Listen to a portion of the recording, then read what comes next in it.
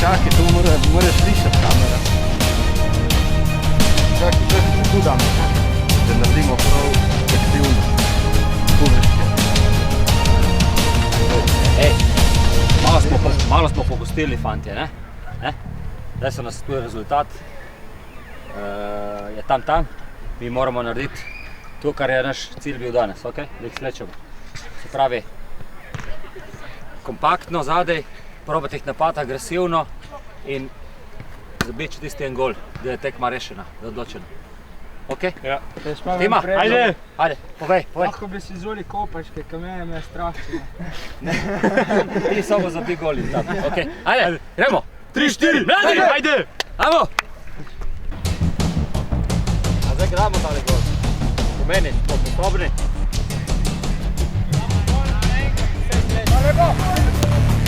Bravo, Puka! Konec je!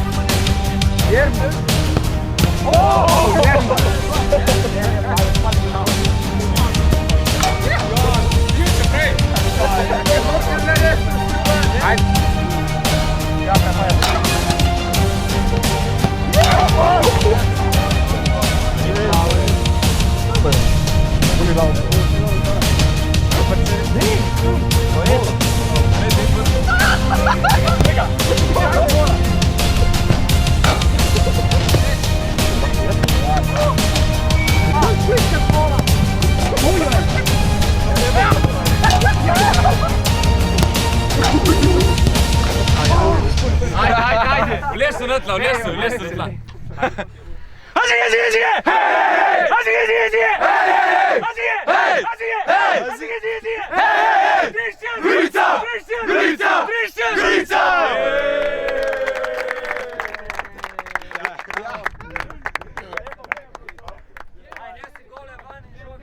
Tri, štiri, Gorica! Dobra, Sandro.